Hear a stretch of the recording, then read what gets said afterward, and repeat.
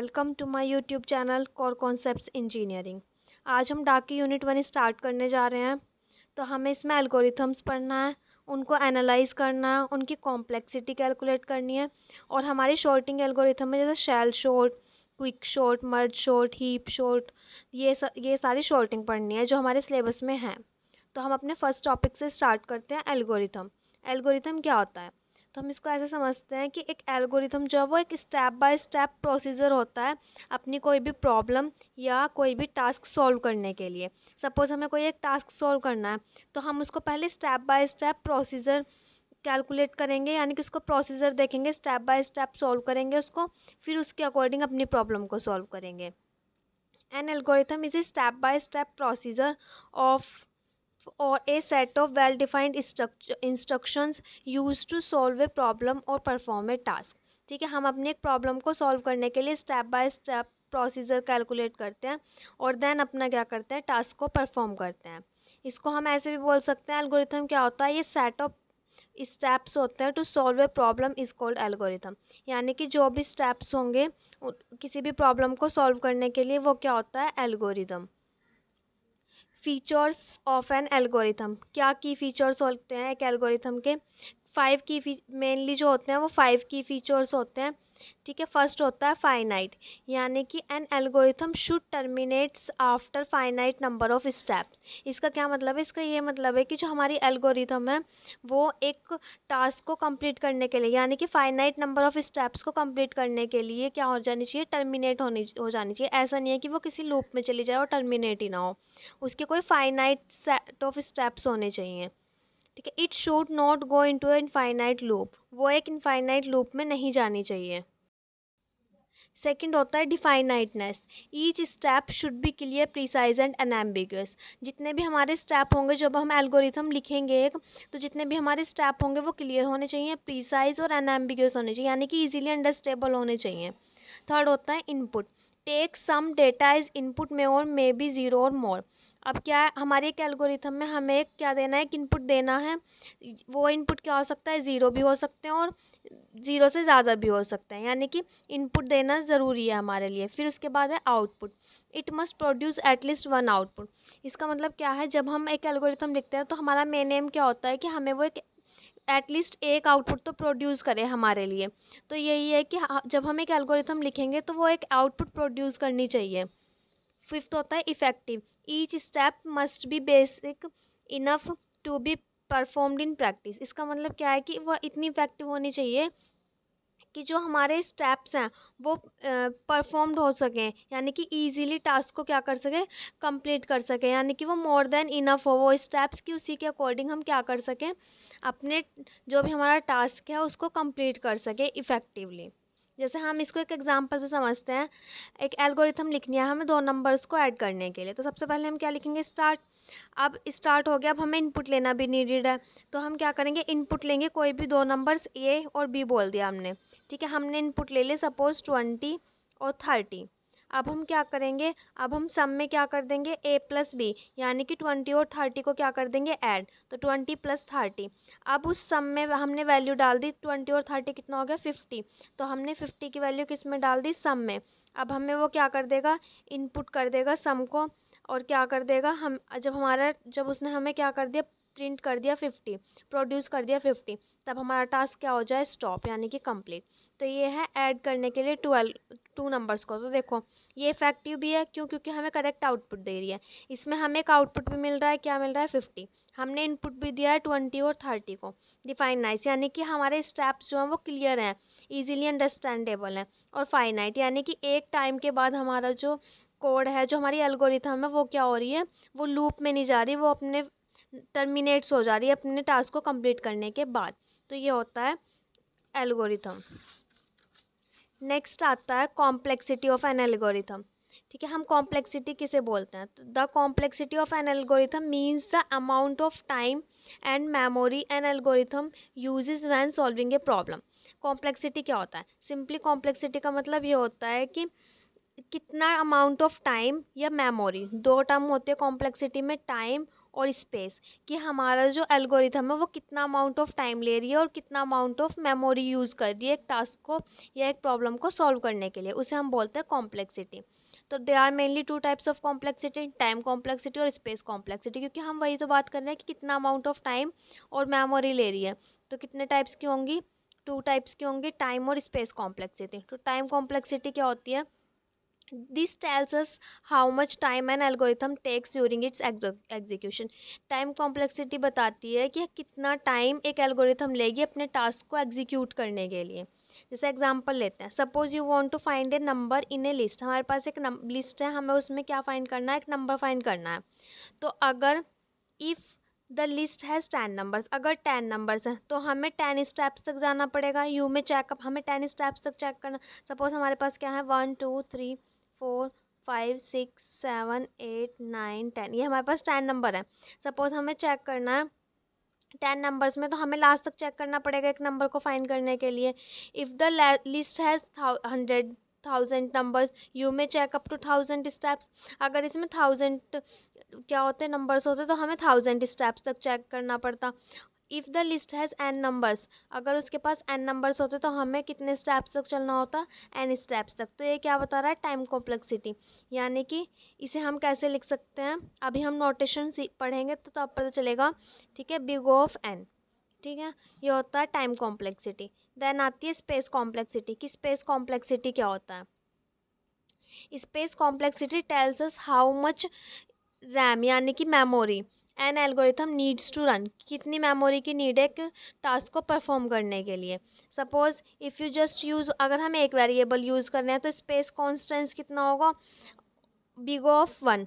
If you store all inputs in an array of size n, अगर हम सारे inputs ले रहे हैं तो स्पेस कितना होगा, बिग ऑफ एन। ठीक है, तो ये होती है स्पेस, यानी कि कितना स्पेस नीडेड है। टाइम क्या होता है कि कितना टाइम लेगी वो उस टास्क को कंप्लीट करने के लिए। अब केसेस होते हैं कॉम्प्लेक्सिटी के, बेसिकली 3 ये टाइप्स से हमारे ये केस होते हैं। तो केस कितने हैं, 3 केसेस हैं, best case, worst case and average case. तो ये पढ़ते हैं ये क्या होते हैं, बेस्ट केस क्या होता है, वर्स्ट केस और एवरेज केस क्या होता है। Best case, the situation where the algorithm takes the least possible time, यानी कि बेस्ट केस ये होता है कि जब एल्गोरिथम सबसे कम टाइम ले। बेस्ट केस होगा क्योंकि हमें जल्दी ही हमारा टास्क जो है वो एग्जीक्यूट हो जाएगा, यानी कि वो सबसे लीस्ट पॉसिबल टाइम ले रही है हमारी एल्गोरिथम। सपोज हम इसको एक एग्जांपल से समझते हैं, हमें सर्च करना है अपना नाम अटेंडेंस लिस्ट में। तो सपोज करो अगर हमारा नाम first, if your name is the first in the list, you need just 1 step. Suppose करो हमारा अटेंडेंस लिस्ट में फर्स्ट पे ही नाम मिल गया, ठीक है, तो हमें क्या हो गया, हमें सिर्फ एक स्टेप चलना पड़ा। तो ये क्या हो गया, ये हमारा बेस्ट केस है कि हमें स्टार्टिंग में ही अपना नाम मिल गया। तो ये क्या हो गया, बेस्ट केस। वर्स्ट केस क्या होगा, वर्स्ट केस वो होगा जब हमें मैक्सिमम पॉसिबल टाइम मिलेगा, यानी कि सबसे, सपोज करो सबसे लास्ट में मिला हमारा अपना नाम, तो वो क्या हो गया, वो वर्स्ट केस हो गया। जैसे हम इसको एग्जाम्पल समझते हैं, सेम अटेंडेंस लिस्ट है जहाँ पे हमें फर्स्ट पे अपना नाम मिला था। तो अब क्या होगा, if your name is the last in your the list, अगर अब हमारा नाम किस में है, लास्ट में है लिस्ट में, और नो या फिर प्रेजेंट ही नहीं है, तो हमें क्या करना पड़ेगा, एन नेम्स तक, यानी कि जितने नेम्स है टोटल मैक्सिमम नेम्स तक हमें चेक करना पड़ेगा। तो हम उसे क्या बोलते हैं, वर्स्ट केस।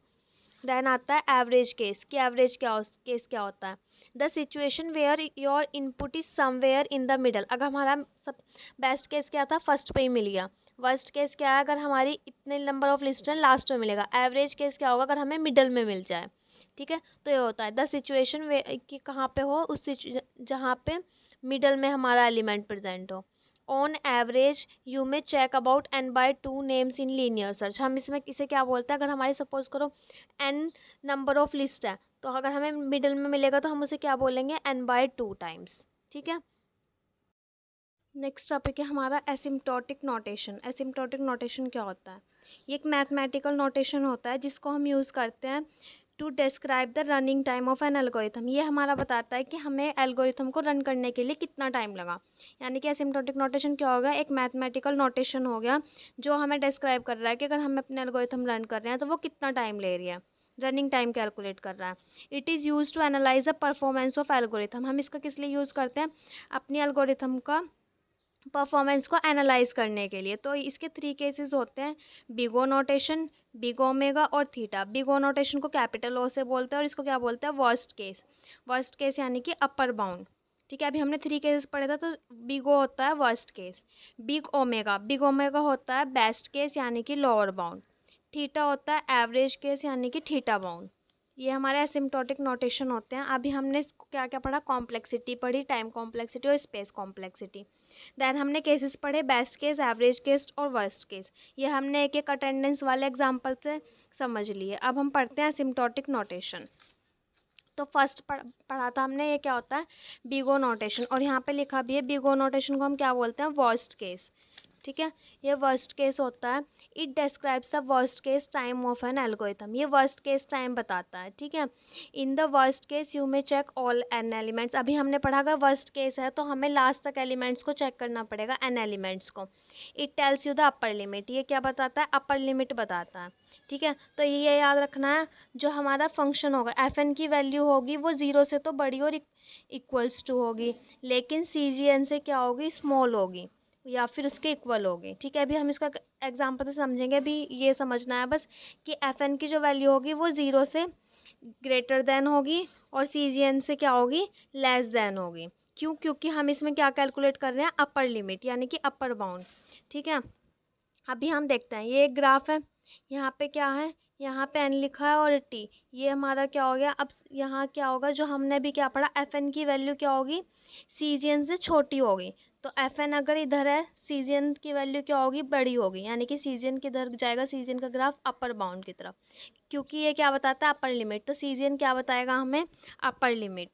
ठीक है, देन आता है ओमेगा नोट, ये वाला सिंबल होता है ओमेगा नोटेशन का। ये बेस्ट केस टाइम कॉम्प्लेक्सिटी बताता है, और बेस्ट केस में हमारा जो एलिमेंट होता है वो फर्स्ट पे क्या मिल जाता है, हमें फर्स्ट पे फाइंड आउट हो जाता है। ये क्या बताता है, योर लोअर बाउंड। तो लोअर बाउंड में हमारी सीजियन की वैल्यू क्या होगी, एफ एन से छोटी होगी, जबकि अपर बाउंड में हमारी सीजियन की वैल्यू बड़ी थी, लेकिन ओमेगा में यानी कि लोअर बाउंड में हमारी सीजियन की वैल्यू एफ एन से छोटी होगी। तो ग्राफ कैसे जाएगा, सीजियन नीचे होगा एफ एन के ग्राफ में और एफ एन क्या होगा, उसके ऊपर होगा। ठीक है, हम इसको रिप्रेजेंट कैसे करते हैं, एफ एन, और ये वाला सिंबल होता है किसका, ओमेगा नोटेशन का, इसको नोटेट करते हैं, और जी एन। ठीक है, देन आता है थीटा नोटेशन। ये क्या बताता है, ये एवरेज केस बताता है, when best and worst case are close, जब बेस्ट केस और वर्स्ट केस क्या होते हैं, क्लोज होते हैं, यानी कि ये क्या बताता है, average case. On average you may check n by two elements, हम एन बाई टू एलिमेंट्स को चेक करते हैं। अभी ये क्या बता रहा था, ये अपर लिमिट बता रहा था बिग नोटेशन, ये लोअर लिमिट बता रहा था। तो थीटा क्या बताएगा, ये टाइट बाउंड बताएगा। ठीक है, इसमें क्या होगा, इसमें एफ एन मिडल में होगा, सी वन इससे ऊपर होगा, सी टू इससे नीचे होगा। ठीक है, ये क्या होता है, एफ एन की वैल्यू सी टू से क्या होगी, सी टू से क्या है, बड़ी है। ठीक है, सी टू से और सी वन से क्या है, यहाँ पे हमने यहाँ पे देखा जो हमारा एफ एन है उसकी वैल्यू सी टू से तो बड़ी है, लेकिन सी वन से छोटी है। तो यहाँ पे हमने उसी के अकॉर्डिंग ग्राफ बनाया, एफ एन की वैल्यू सी वन से क्या है, छोटी है, लेकिन सी टू से क्या है, बड़ी है। ठीक है, ये हमारा होता है थीटा नोटेशन। जैसे हम इसको एग्जाम्पल से समझते हैं, अगर हमें क्वेश्चन आया, हमें इसका कैलकुलेट क्या करना है, बीगो कैलकुलेट करना है, तो एफ एन 3n+2 दे रखा है। तो ये क्या होगा, हम कांस्टेंट को इग्नोर कर देंगे इस 2 को, तो वैल्यू क्या दे रखी है, ये 3n, और 3n में अभी हमने क्या बोला, कांस्टेंट को इग्नोर करेंगे तो इस 3 को भी इग्नोर करेंगे, तो क्या आ गया, इसकी कॉम्प्लेक्सिटी n। ऐसे ही इसको देखते हैं कि एग्जाम्पल से, लूप जो चल रहा है वो आई से लेके 1 से लेके n तक चल रहा है।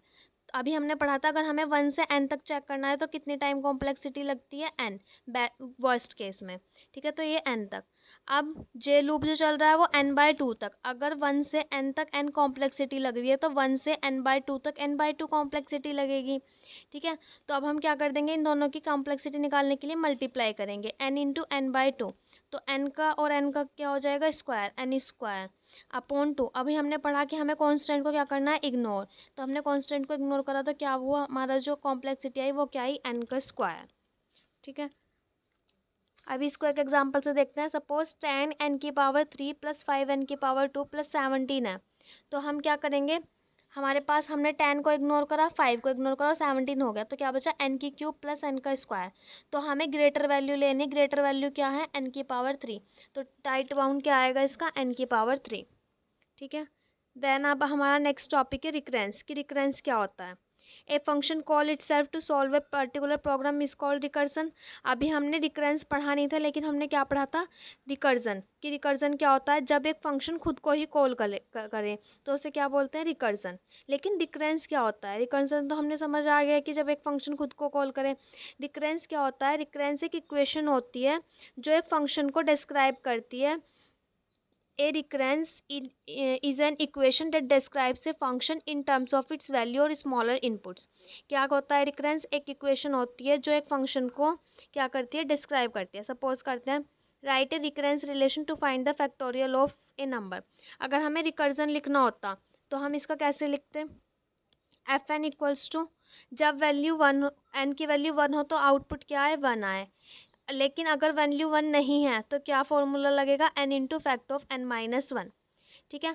तो ये होता है रिकर्जन। लेकिन रिकरेंस के हमारे कितने मेथड होता है, 3 मेथड होते हैं जो हमारे सिलेबस में है और जिस पे न्यूमेरिकल आते भी हैं। क्या, कौन कौन से मेथड होते हैं, फर्स्ट होता है substitution method, then recursion tree method and then master method. Substitution method क्या होता है, दे आर 2 मेथड्स होते हैं, back substitution, forward substitution. Back substitution is better compare to forward method. तो ये क्या होता है, हमारे 2 सब्स्टिट्यूशन होते हैं, बैक सब्स्टिट्यूशन और फॉरवर्ड सब्स्टिट्यूशन। तो जो हमारा बैकवर्ड सब्स्टिट्यूशन होता है वो बेटर होता है फॉरवर्ड से। तो जो हम प्रॉब्लम सॉल्व करेंगे वो हम बैक सब्स्टिट्यूशन से सॉल्व करेंगे। हम यहाँ पे देखते हैं, एक प्रॉब्लम सॉल्व करते हैं कि क्वेश्चन कैसे आता है और हमें कैसे सॉल्व करना है। तो हमें टी एन फंक्शन की वैल्यू दे रखी है Tn/2 प्लस सी। कब, जब n की वैल्यू ग्रेटर देन 1 होगी। लेकिन ये हमारा टर्मिनेशन पॉइंट है, जैसे ही n की वैल्यू 1 हो जाएगी हम फंक्शन की वैल्यू क्या पुट कर देंगे, 1। जैसे ही हमारी किसकी वैल्यू, n की वैल्यू 1 हो जाएगी। तो देखो हम इस प्रॉब्लम को सॉल्व करते हैं, हमें कैसे सॉल्व करनी है ये हम देखते हैं। Tn ये हमें दे रखा है कितना, Tn/2 प्लस सी, ये हमें गिवन है। अब हम क्या करेंगे, हमें, हमारे पास Tn की वैल्यू है लेकिन हमारे पास Tn/2 की वैल्यू नहीं है। तो हम क्या करेंगे, हम Tn/2 की वैल्यू निकालेंगे। तो हम Tn/2 की वैल्यू कैसे निकाल सकते हैं, अगर हम n के प्लेस पे n/2 पुट कर दें। तो हम क्या करेंगे, पुट n के प्लेस पे क्या पुट करना है, n/2। तो अगर हमने n के प्लेस पे n/2 पुट करा तो कितना आएगा, n/2 इक्वल्स टू, यहाँ पे n/2 पहले से ही है। तो अगर हम इस n के प्लेस पे n/2 करेंगे तो ये 2 हो गया, तो कितना हो गया, Tn/2 का स्क्वायर प्लस सी। अब हम क्या करेंगे, अब हमारे पास Tn/2 की वैल्यू आ गई, लेकिन फिर हमारे पास Tn/2 का स्क्वायर की वैल्यू चाहिए। तो हम क्या करेंगे, अगेन पुट कर देंगे n की वैल्यू n/2। तो ये कितना हो जाएगा, Tn/2 ऑलरेडी है तो ये कितना हो जाएगा, n/2 का स्क्वायर। यहाँ पे कितना आ जाएगा, Tn/2 की पावर 3, क्योंकि एक और 2 ऐड हो जाएगा, प्लस सी। तो हमारे पास इक्वेशन 1 आ गई, इक्वेशन 2 एंड देन इक्वेशन 3। अब हम क्या करेंगे, ये जो हमारे पास वैल्यूज़ आई हैं इक्वेशन 2 की, इक्वेशन 3 की, ये हम 1 में पुट करेंगे। तो पहले हमें इक्वेशन लिखेंगे ऐसे, Tn इक्वल्स टू इक्वेशन 1 लिखी, Tn/2 प्लस सी। अब हमें इस Tn/2 की वैल्यू पुट करनी है। तो हमारी Tn/2 की वैल्यू क्या आई थी, ये हम Tn/2 की वैल्यू पुट करेंगे इसमें। तो Tn इक्वल्स टू, Tn/2 कितना आ रहा है हमारा, T ऑफ n/2 का होल स्क्वायर प्लस सी, और एक सी हमारे पास ऑलरेडी है, प्लस सी। तो ये कितना हो जाएगा, प्लस 2c। ये हो गया Tn/2 का स्क्वायर प्लस 2c। अब अगेन n/2 का स्क्वायर की वैल्यू हमने निकाली है, कितनी थी, ये वाली। हम Tn/2 स्क्वायर के प्लेस पे ये वैल्यू पुट करेंगे। तो हमारा कितना आ जाएगा, T ऑफ n/2 की पावर 3 प्लस सी ऑलरेडी है और T2c पहले से ही था तो इसको ऐड कर देंगे, n/2 की पावर 3 प्लस सी, और सी कितना हो जाएगा, 3c। तो हम इससे कंक्लूज़न निकाल पा रहे हैं, हमें जनरल फॉर्म बनानी है। तो हम जनरल इक्वेशन क्या निकाल पा रहे हैं ये देखते हैं। देखो ये Tn है, अगर हमारी t की n के प्लेस पे हमने k पुट करा तो हमारा क्या आ रहा है, T ऑफ n/2, ये कितना है, ये कांस्टेंट टर्म है, ये भी एक कांस्टेंट टर्म है। तो हम देख रहे हैं अगर यहाँ पे 2 है या 2 का स्क्वायर है, तो हम क्या देख पा रहे हैं, 2 के स्क्वायर आ रहा है तो हमारा 2c बन रहा है। अगर 2 की पावर 3 आ रही है तो हमारा 3c बन रहा है। तो हम क्या करेंगे, 2 की पावर जो भी टर्म है ये इसको कांस्टेंट पुट कर देंगे, प्लस ये k है c, ये हमारी क्या बन जाएगी, एक इक्वेशन बन गई, जनरल इक्वेशन। अब हमने अभी पढ़ा कि हमारी टर्मिनेशन इक्वेशन तब होगी जब n की वैल्यू 1 होगी। अगर हमारी n की वैल्यू 1 होगी तभी हम टर्मिनेट कर सकते हैं। तो हमें क्या करना है, इसको 1 करना है, क्योंकि हमें t1 बनाना है। यानी कि t1 कैसे बनेगा, n तो यहाँ पे ऑलरेडी है, तो 1 कैसे बनेगा, अगर अपॉन में भी n आ जाए तो n से n कैंसिल आउट हो जाएगा, t1 बन जाएगा। तो हमें इसे क्या बनाना है, n बाय n की फॉर्म में बनाना है। तो हमें इसे क्या करना पड़ेगा, 2k को हमें क्या पुट करना पड़ेगा, n, let n equals to 2 की पावर k। अब हम जब n को 2 की पावर k पुट करेंगे तो हमें क्या लेना होगा, लॉग लेना होगा, लॉग ऑन बोथ साइड। अब हमने क्या लिया, लॉग लिया, तो लॉग से क्या हो जाएगा, लॉग n, और ये कितना हो जाएगा, लॉग ऑफ 2 की पावर k। अब हमने एक प्रॉपर्टी पढ़ी है लॉग ऑफ m की पावर n की, तो वो क्या होती है, अगर m की पावर n है तो n आ जाएगा बाहर, n log m हो जाता है। तो हम इसको भी ऐसे ही सॉल्व करेंगे, log of n equals to ये k आगे आ जाएगा और ये कितना बन जाएगा, log ऑफ 2। अब हमें क्या करना है, ये log n है तो हम क्या करेंगे, log ऑफ 2 की वैल्यू कितनी होती है, 1, ठीक है। log ऑफ बेस 2 की वैल्यू कितनी होती है, n, तो log ऑफ n की वैल्यू हमारी कितनी आ गई, यानी कि k की वैल्यू हमारी कितनी आ गई, log ऑफ n। अब हमारे पास ये भी प्रॉब्लम सॉल्व हो गई, अब हम k की वैल्यू भी पुट कर सकते हैं। तो हम क्या रखेंगे, t ऑफ n, और 2k को हमने क्या पुट करा था, n, तो n बाय n प्लस इस k के प्लेस पे क्या रखेंगे, जो हमारी वैल्यू आई है log ऑफ n, और फिर c। अब हम क्या करेंगे, ये कितना हो जाएगा, n 1 हो जाएगा, t ऑफ 1 प्लस, अभी हम इसको k पुट करते हैं, क्योंकि log ऑफ n की वैल्यू हमारी कितनी आई है, k। अभी सॉल्व करने के लिए सिंपली यहाँ हम log ऑफ n भी रख सकते हैं अगर हमने निकाले, तो log ऑफ c।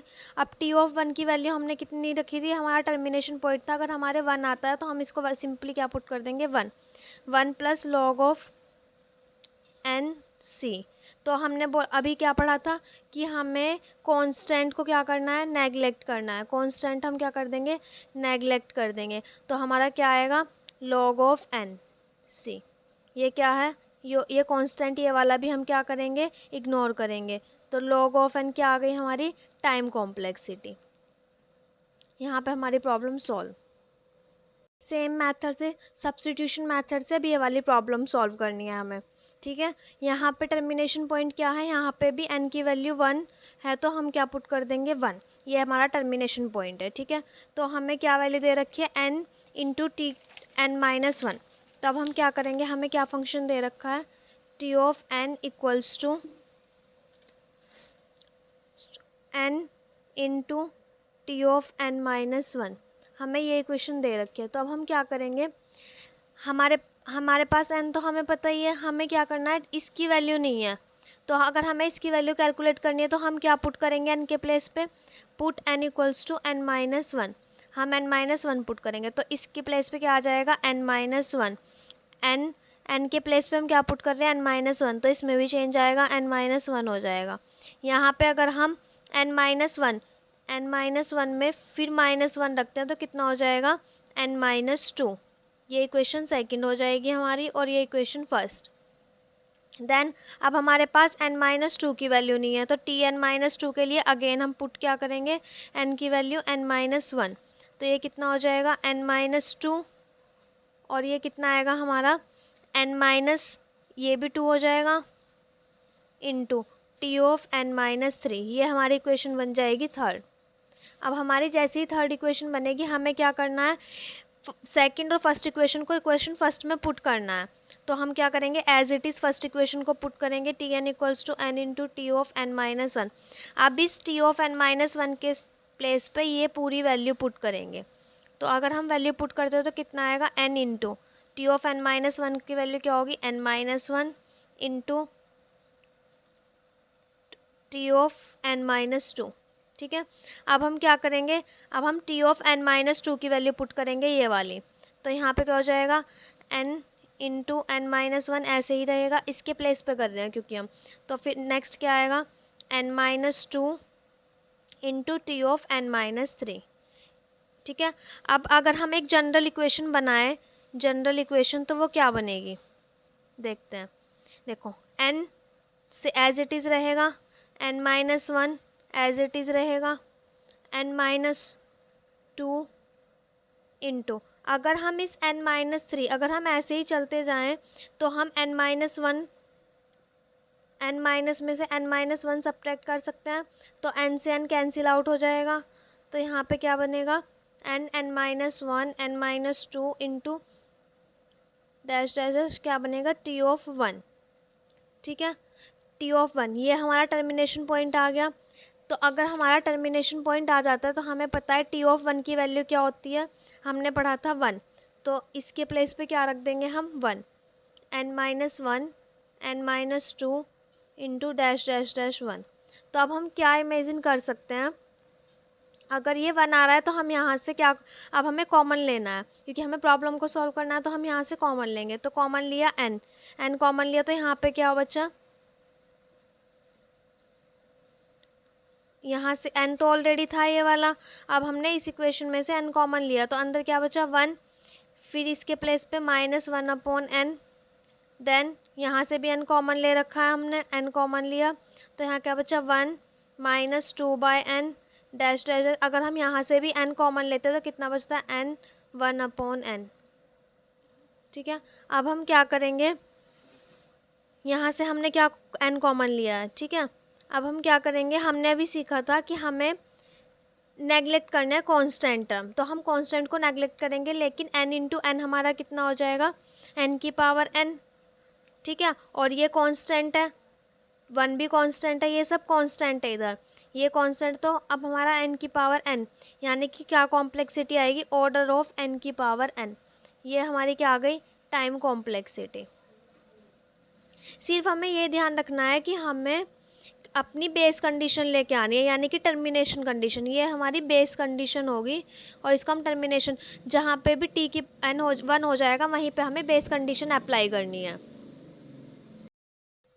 तो हमारा सब्स्टिट्यूशन मेथड कंप्लीट होता है। अब आता है मास्टर मेथड, कि मास्टर मेथड क्या होता है। देखो सब्स्टिट्यूशन मेथड हमारे हर टाइप के प्रॉब्लम को सॉल्व कर रहा था, लेकिन मास्टर मेथड क्या है, मास्टर मेथड सिर्फ कुछ सम रिकरेंस रिलेशन को प्रॉब्लम को सॉल्व कर सकता है, यानी कि कुछ ही प्रॉब्लम को सॉल्व कर सकता है। कौन सी प्रॉब्लम होंगी वो, जो इस फॉर्म में लिखी होंगी, a T of n by two plus f n, जो इस फॉर्म में लिखी होंगी। तो हम इस फॉर्म में कैसे लिख सकते हैं वो देखते हैं, कि पहचान कैसे करेंगे कि हम यहाँ पे अप्लाई कर सकते हैं या नहीं कर सकते हैं।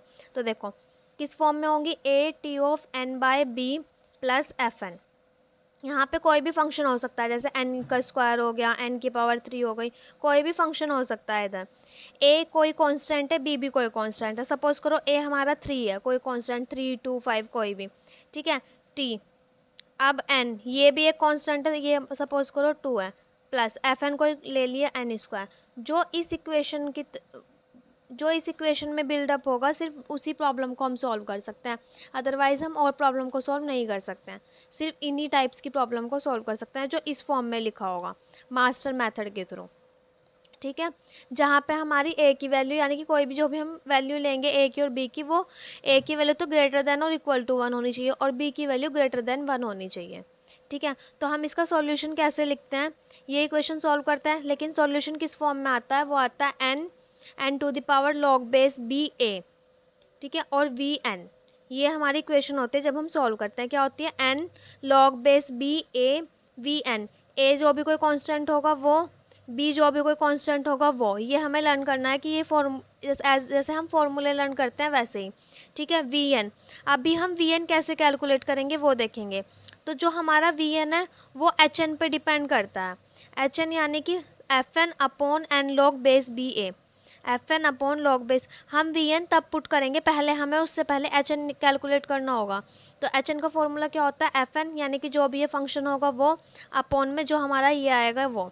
ठीक है, अगर जो हमारा एन अगर हमारा आंसर आया, अगर हमारा एच एन आया n की पावर r, यानी कि कोई n है और कोई कांस्टेंट है वैल्यू 3, n की पावर 2, n की पावर 5, तो वो क्या होगा, वो हम एज इट इज़ लिख देंगे। सपोज़ करो हमारा आया सॉल्व करने के बाद n की पावर 3, ठीक है, तो ये n की पावर r की फॉर्म में लिख सकते हैं ना।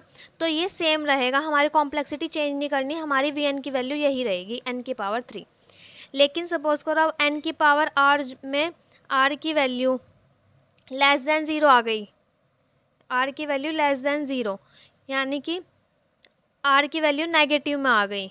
अगर r की वैल्यू नेगेटिव में आती है तो हम उसकी टाइम जो उसकी कॉम्प्लेक्सिटी है वो डायरेक्ट ऑर्डर ऑफ 1 रख देंगे, ठीक है। अगर वो लॉग की टर्म में आती है, लॉग ऑफ n की पावर i, और जहाँ पे i जो है वो 0 के इक्वल है, ठीक है, यानी कि लॉग ऑफ n की टर्म में आती है, तो हम ये फंक्शन अप्लाई करेंगे, यानी कि लॉग ऑफ n रखेंगे और उसमें i+1 करेंगे और i+1 करेंगे अपॉन में, ठीक है। तो हमारे ज़्यादातर केस आते हैं केस 1 से या केस 2 से भी आ जाते हैं, ठीक है। तो हमें केस 1 और केस 2 तो अच्छे से करना है। देखो, तो हम इस प्रॉब्लम को सॉल्व करते हैं। Tn = 80n/2 + n का स्क्वायर। तो अब हमारा हमने पढ़ा है किसकी फॉर्म में होना चाहिए, 80 इंटू n/b प्लस fn। तो a क्या हो गया हमारा 8, हमने पुट कर दिया, b क्या हो गया हमारा 2 और fn क्या हो गया हमारा n का स्क्वायर। अब हमारा सॉल्यूशन क्या होना चाहिए, n log base b a, तो हम n ऐसे ही पुट करा, इधर n हमने पुट कर दिया। अब क्या है, log बेस b, यानी कि log base b a v n, ठीक है, ये हमारा फॉर्मूला था। अब हम क्या करेंगे, n b की वैल्यू क्या थी 2, a की वैल्यू क्या थी 8, v n की वैल्यू पुट कर दी। अब यहाँ से log बेस 2 हमारा कितना होता है 1, ठीक है, तो ये हमारी क्या आ गई n की पावर 3, ठीक है। सॉल्व करके कितना आ गया n की पावर 3। अब जब हमारा ये आया और वी एन, अभी हमने पढ़ा कि हमें वी एन की वैल्यू कैलकुलेट करनी है, तो वी एन की वैल्यू कैलकुलेट करने से पहले हमें कैलकुलेट करनी पड़ेगी एच एन की वैल्यू। तो एच एन की वैल्यू क्या होती है, एफ एन, जो भी फंक्शन दे रखा है। फंक्शन क्या दे रखा है क्वेश्चन में हमें, एन का स्क्वायर, ये, ठीक है। तो एन का स्क्वायर पुट करा upon n log base b a, जो हमारा ये सॉल्व करके आया वी एन से पहले वाली वैल्यू, वो हमने यहाँ पुट कर दी। तो ये कितना हो गया, एन का स्क्वायर अपॉन एन की पावर 3। तो वैल्यू किस में आएगी, नेगेटिव में, यानी कि एन की वैल्यू क्या आएगी -1, ठीक है। अब हमारी एन की वैल्यू एन की पावर आर, जहाँ पे आर जो है वो क्या है हमारा लेस देन ज़ीरो है, ठीक है, क्योंकि आर की वैल्यू -1 है, तो -1 ज़ीरो से छोटा। तो अब हम क्या करेंगे, यहाँ पे हमने देखा, हम डायरेक्ट अगर हमारी नेगेटिव में वैल्यू आती है तो हम ऑर्डर ऑफ 1 पुट कर देंगे। तो अगर हमारी आती है तो हमने क्या पुट कर दिया, ऑर्डर ऑफ 1। ये किसकी वैल्यू है हमारी, वी एन की वैल्यू है, ठीक है। वी एन की वैल्यू क्या आ गई हमारी, ऑर्डर ऑफ 1। अब हम इस इक्वेशन में पुट कर देंगे वी एन की वैल्यू, एन की पावर 3 ऑलरेडी थी, वी एन की वैल्यू कितनी आई हमारी 1, और यहाँ पे हमने क्या पुट कर दिया 1। तो कितना हो गया, एन की पावर 3 हमारी टाइम कॉम्प्लेक्सिटी। अब ऐसे ही सेकंड प्रॉब्लम देखते हैं। यहाँ पे हमने क्या पढ़ा था, कौन सी प्रॉब्लम सॉल्व कर सकते हैं, जो ATN/B प्लस FN की फॉर्म में होगी। तो देखो यह है, यहाँ पे A क्या मान के चल रहे हैं हम 1, क्योंकि 1, ठीक है। TN/B, B की वैल्यू क्या है 2, और F फंक्शन कोई क्या है C, ठीक है। तो A की वैल्यू 1, B की वैल्यू, FN की वैल्यू C। अब हमारा सॉल्यूशन क्या होता है, n log base B A V n। तो अब हमने क्या करा, n log बेस B क्या है 2 है, और A की वैल्यू क्या है 1 V n, तो n log base 2 V n। तो अब ये क्या हो गया, n की पावर 0 आ गया। तो अगर हमारा n का पावर 0 आ गया तो वैल्यू क्या आएगी, एंड किसी की भी नंबर की पावर 0, सपोज 2 की पावर 0, 3 की कोई भी नंबर की पावर 0 है, तो हमारा क्या आता है 1 वी एन। अब हमें वी एन की वैल्यू कैलकुलेट करनी है, लेकिन वी एन की वैल्यू कैलकुलेट करने से पहले हम किसकी वैल्यू कैलकुलेट करेंगे, एच एन की। तो एच एन का फॉर्मूला क्या होता है, ये वाला फंक्शन अपॉन में ये वाली जो वैल्यू आई है ये, ठीक है। तो ये हो गया C/1 = C। तो अब हमारा कांस्टेंट आया। अभी हमने कांस्टेंट किस कैटेगरी में आता है, थर्ड वाली, केस 3 में आता है, ठीक है। ये केस 2, केस 3, तो ये केस 3 में आता है, क्योंकि अभी आर की टर्म में तो आ ही नहीं रहा ना ये, कि किसी एन, कोई एन है और एन की पावर 3 हो गया, एन की पावर -2 हो गया। अगर इस कैटेगरी में नहीं है तो वो किस कैटेगरी में जाएगा, केस 3 में। तो केस 3 क्या कहता है, लॉग ऑफ एन की पावर आई। तो हम केस थर्ड अप्लाई करेंगे। हमने क्या पढ़ा था, लॉग ऑफ बेस 2, यानी कि लॉग ऑफ बेस 2 और n की पावर अभी हमारी क्या हो रही है, क्योंकि c है तो 0 होगी, तो 0 और c। अब हमने क्या रूल पढ़ा था कि आंसर क्या होगा, 0 में 1 ऐड करना है, अपॉन में 0 में 1 ऐड करना है। सेम लिखना है, log ऑफ बेस 2 n, 0 में 1 ऐड करना है, अपॉन 0 में 1 ऐड करना है, इंटू c। तो जब हम यहाँ पे इसको सॉल्व करेंगे, log बेस 2 n और 0 और 1 कितने हो जाएंगे, 1 और अपॉन में 1, तो ठीक है, डॉट सी। तो अब क्या हो गया, अब हम कांस्टेंट को क्या कर देंगे, नेगलेक्ट, और क्या आएगा हमारा, log बेस 2n। ठीक है, ये हमारा होता है मास्टर मेथड। लास्ट मेथड आता है recursion tree method. Recursion tree method क्या होता है, इसमें हम क्या करते हैं, एक रिकर्जन ट्री ड्रॉ करते हैं।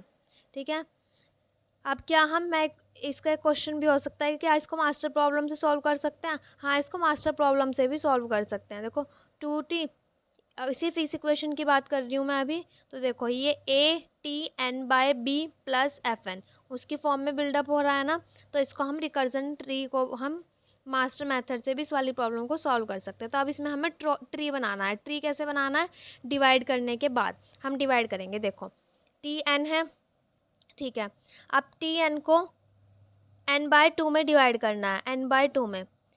मैं यहाँ पे प्रॉब्लम सॉल्व करके दिखाती हूँ। ये टी एन की इक्वेशन क्या दे रखी है, 2t n by 2 plus n।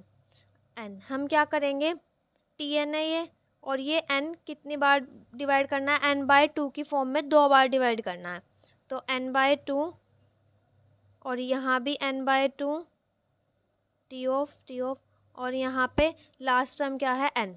ठीक है, हमने डिवाइड कर दिया, 2 n by 2 2 times plus n।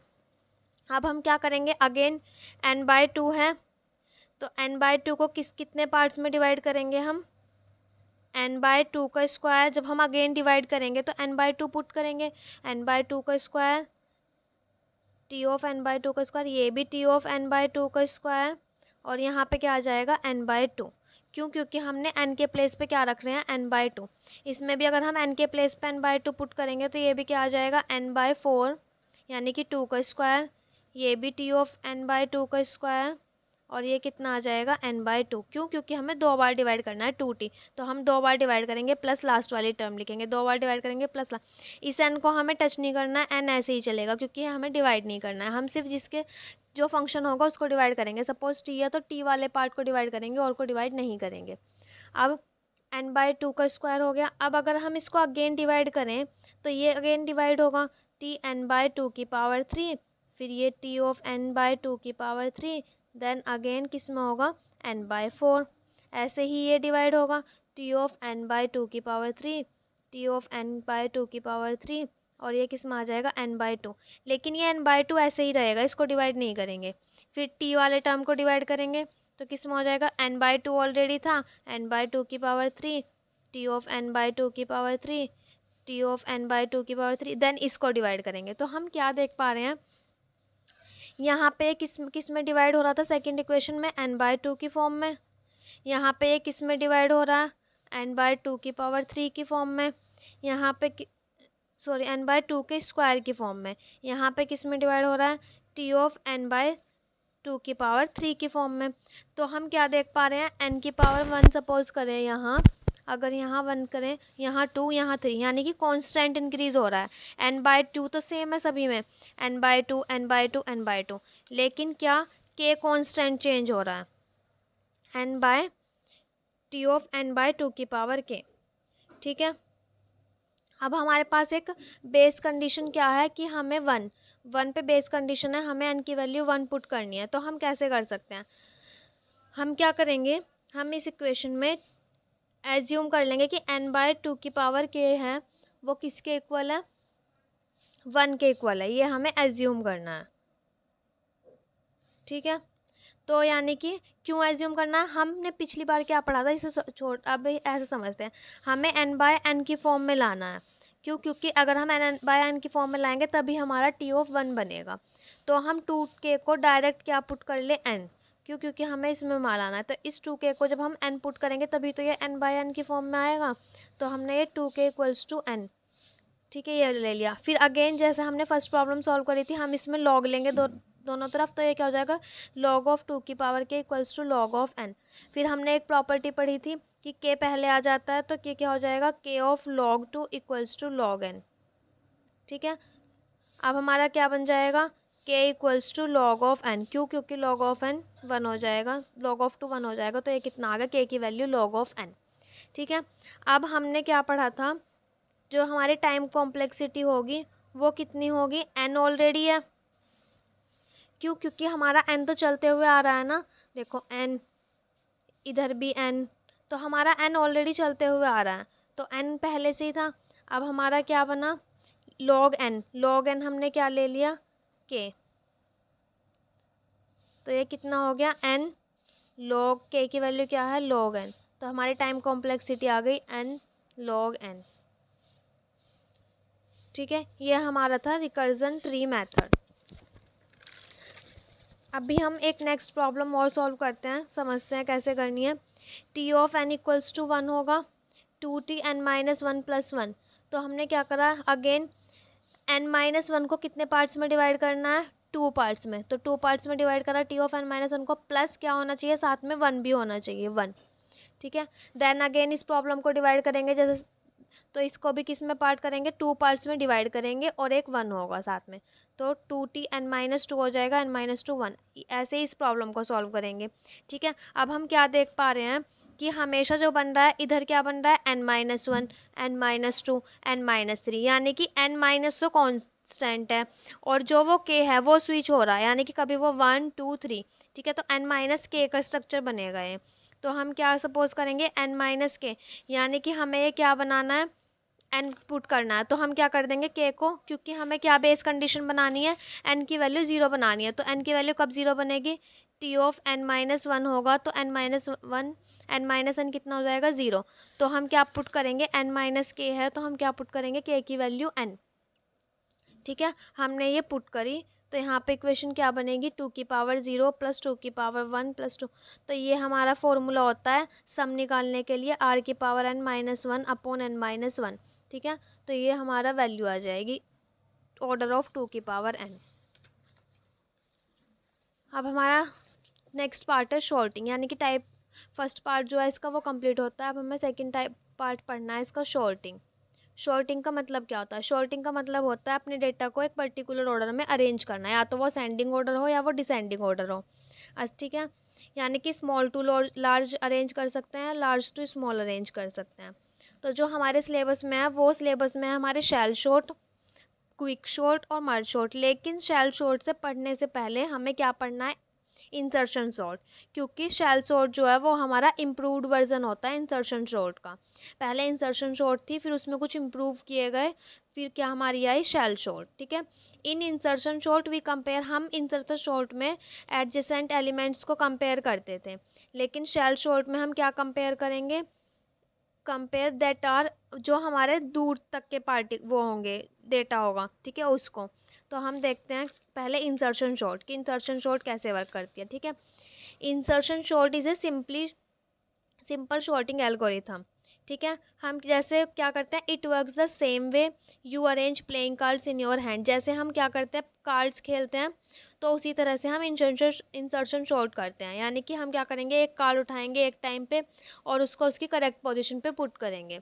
तो हम इसको देखते हैं कैसे, सपोज करो ये हमारी एक एरे है 5 3 4 1 2, हमें ये शॉर्ट करनी है, तो हम कैसे करेंगे, हम फर्स्ट एलिमेंट को क्या मान लेंगे कि ये शॉर्टेड है। ठीक है, और उससे शॉर्टेड से नेक्स्ट वाले एलिमेंट को की में स्टोर कर लेंगे। तो अब हम कंपेयर करेंगे की को इस शॉर्टेड एलिमेंट से, क्या है कि जो 3 है ये 5 से छोटा है, अगर ये छोटा है तो हम इन दोनों को स्विच कर देंगे। ठीक है, स्वैप कर देंगे, तो 3 फर्स्ट पे आ जाएगा, 5 सेकंड पे आ जाएगा। हमें हमेशा फर्स्ट एलिमेंट को क्या मानना है, शॉर्टेड है, और उससे नेक्स्ट वाले को की में स्टोर करना है। अब हमने कर लिया, 3 आया, स्वैप कर दिया, क्योंकि 3 5 से छोटा है, हमें ऐसे अरेंज करना है ना, पहले छोटा आना चाहिए, फिर बड़ा, फिर उससे बड़ा, फिर उससे बड़ा। तो अगर छोटा बाद में है तो हम उसको स्वैप कर लेंगे, छोटा क्या आ जाएगा फर्स्ट में। अब ये दोनों क्या हो गए, अभी फर्स्ट फर्स्ट स्वैप में फर्स्ट शॉर्टेड था, अब दो शॉर्टेड हो गए, क्योंकि ये भी अपने करेक्ट प्लेस पे आ गए, ये भी आ गया। अब इन दो के बाद मैंने क्या बोला था, शॉर्टेड एलिमेंट के बाद जो भी नेक्स्ट एलिमेंट होगा उसको हम क्या मानेंगे, की। तो 4 क्या है, की है। ठीक है, अब 4 को देखेंगे, क्या इन दोनों से कंपैरिजन करेंगे जो सॉल्टेड है, क्या 4 5 से छोटा है? हाँ छोटा है। अब फिर चेक करेंगे कि क्या 4 3 से छोटा है? नहीं, बड़ा है। तो कहाँ पे आ जाएगा? 5 से पहले, 3 4 5। ठीक है, अब 2 एलिमेंट सॉल्टेड थे, अब कितने एलिमेंट सॉल्टेड हो गए? 3 एलिमेंट। उससे नेक्स्ट वाला एलिमेंट किस में स्टोर कर लेंगे? की में। ठीक है, तो की में स्टोर करने के बाद हम चेक करेंगे 1 को 5 से, क्या 1 5 से छोटा है? हाँ छोटा है, नेक्स्ट पे जाएगा। 1 4 से छोटा है? छोटा है। 1 3 से भी छोटा है, तो 1 किस पे आ जाएगा? फर्स्ट प्लेस पे। 3 4 5 अपने करेक्ट प्लेस पे हैं, ये सॉर्टेड हो गए। अब इस एलिमेंट को हम क्या करेंगे? की मानेंगे। अब की फिर अगेन चेक करेगा कि 5 से छोटा है, 4 से भी छोटा है, 3 से भी छोटा है, तो इस प्लेस पे आ जाएगा 1 2 3 4 5। ठीक है, लिख भी दिया है समझने के लिए कि 1 5 से छोटा था तो स्वैप होगा, 5 इससे भी छोटा है, इससे भी छोटा है, तो ये स्वैप होंगे। ठीक है, इसकी टाइम कॉम्प्लेक्सिटी क्या होती है? एन का square, best case worst case भी एन का स्क्वायर, और एवरेज केस भी एन का स्क्वायर। ये एल्गो है, कैसे वर्क करेगी? सबसे पहले हम एक लूप लगाएंगे, की में एरे का कोई एक इंडेक्स को क्या कर लेंगे? स्टोर कर लेंगे, और जे यानी कि i-1 जो हमने स्टोर करा है उसको क्या हम करते चलेंगे? जे में स्टोर कर लेंगे। अब हम क्या चेक करेंगे कि क्या एरे का जे जो हमने वैल्यू असाइन करी है वो की से छोटी है, की से बड़ी है? अगर एरे का जे, एरे का एलिमेंट की से छोटा बड़ा है, तो हम क्या करेंगे? j+1 में एरे का जे पुट कर देंगे और j-1 यानी कि स्वैप कर देंगे। अगर नहीं है तो हम क्या करेंगे? नेक्स्ट आइटम को आइटरेट करते जाएंगे।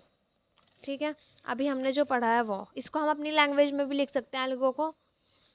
अभी हमने पढ़ लिया इंसर्शन शॉर्ट कैसे वर्क कर रहा था, शॉर्टेड। अब हमें पढ़ना है शेल शॉर्ट कैसे वर्क करता है। अब देखो, ये डिफ़िकल्ट हो रहा था ना हमारे लिए कि हमें एक एक एलिमेंट को चेक करना पड़ रहा था, और अगर कोई एलिमेंट सबसे लास्ट में है, जैसे 2 था, 2 सबसे लास्ट में था जबकि सेकंड प्लेस पे आना चाहिए था, तो हमें उसे करेक्ट प्लेस पे लाने के लिए मल्टीपल आइट्रेशन करने पड़े। तो हमें क्या हो रहा था? हमारा टाइम भी, मेमोरी भी वेस्टेज हो रही थी, मेमोरी ज़्यादा ले रही थी, तो हमने एक एल्गोरिथम आई शेल शॉर्ट। ठीक है, शेल शॉर्ट क्या कर दिया? वो एक गैप लेगी। ठीक है, यानी कि इंटरवल लेगी, size of the array divided by 2। हम क्या करेंगे? ये साइज एरे का, इसको हम बाद में समझेंगे, एल्गोरिथम को पहले ये समझते हैं, फिर एल्गोरिथम ईजी है समझने के लिए। तो ये हमारी एरे है, कितने एलिमेंट्स है? 1 2 3 4 5 6 7 8, 8 एलिमेंट्स है, यानी कि एरे की लेंथ कितनी है? 8।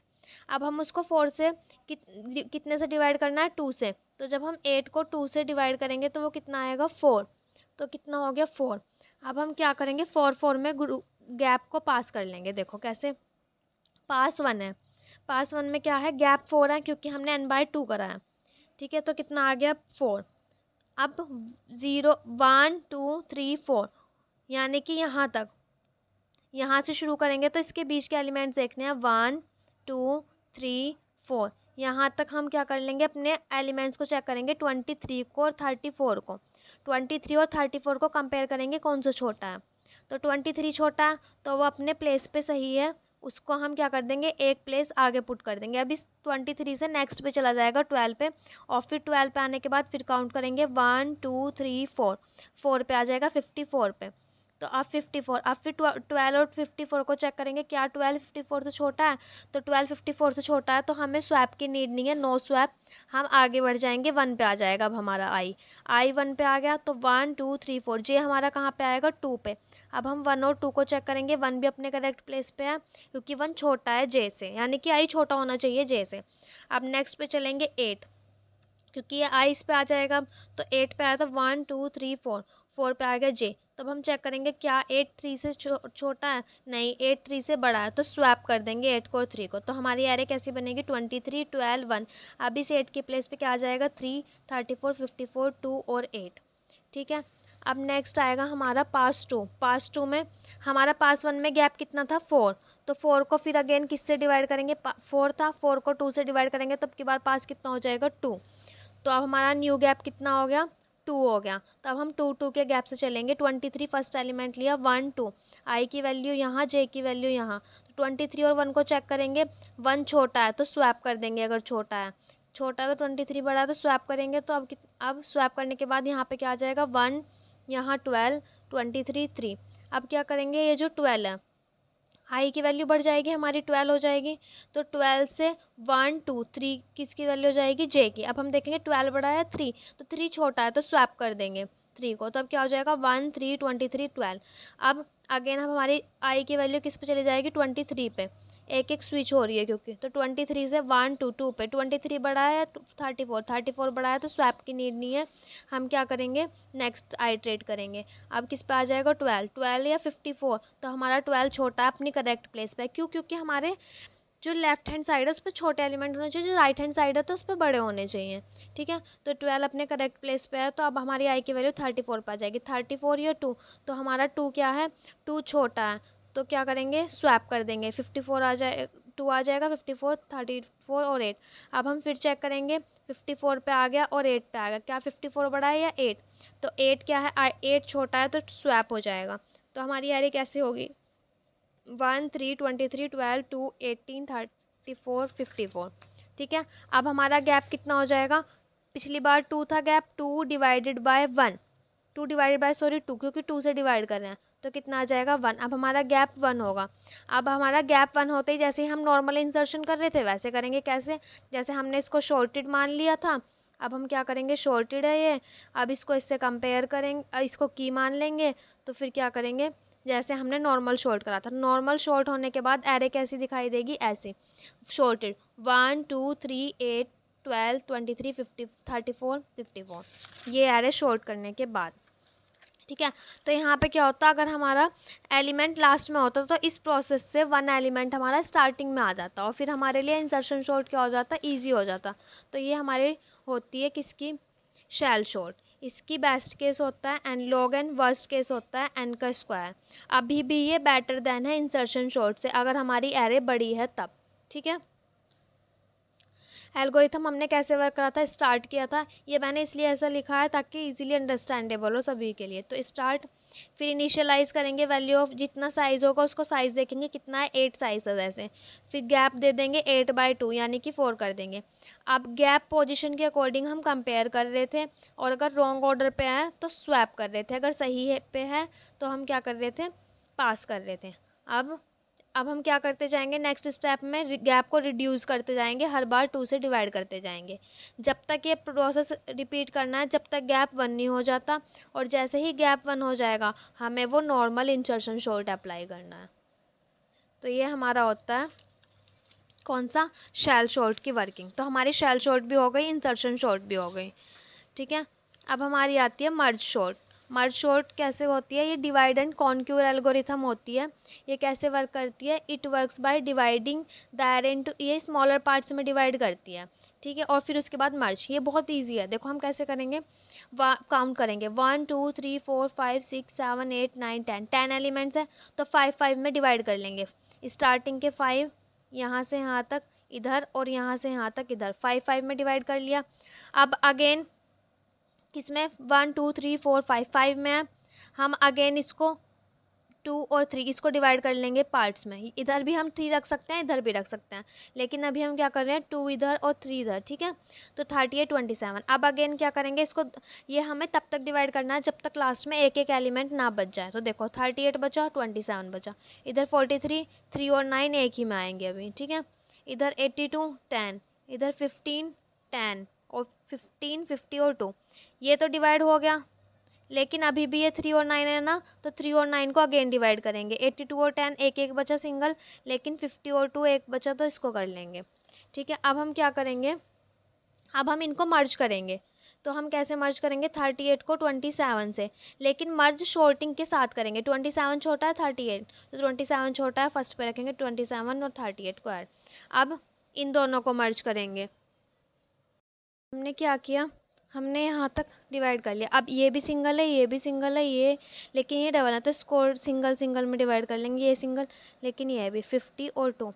अब हम क्या करेंगे, अब हम इनको मर्ज करेंगे। अभी हमने क्या कर लिया, डिवाइड कर लिया ये। ठीक है, अब हम इनको मर्ज करेंगे, तो 38 और 27 को जब हम मर्ज करेंगे तो शॉर्टिंग के साथ करेंगे। तो 27 बड़ा है 38, 27 छोटा है तो फर्स्ट पे आएगा, फिर 38, फिर हम ऐसे ही 3 और 9 को मर्ज करेंगे तो 3 पहले आएगा 9 पे, ऐसे ही हम इन दोनों को मर्ज करेंगे तो क्या आएगा, 2 पहले आएगा और फिर 50 आएगा।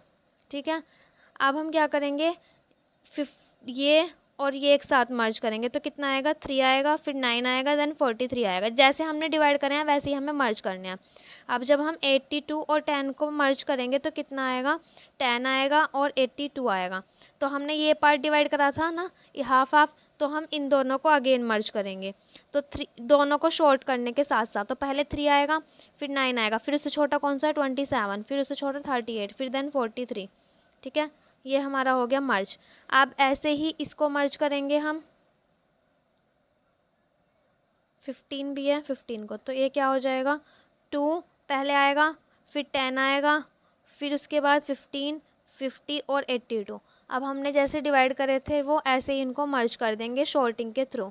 तो पहले कौन सा आएगा, 2 छोटा है, फिर उसके बाद 3, फिर देन 9, फिर देन 10, 15, 27, 38, 43, 50 और 82। ये हमारी होती है मर्ज शॉर्ट। ठीक है, क्या कैसे होती है, पहले हमें डिवाइड करने हैं, देन हमें वो मर्ज करने हैं। तो ये हमारी होती है मर्ज शॉर्ट। ठीक है, तो हम इसको शॉर्ट एल्गोरिथम देखते हैं कैसे वर्क करती है।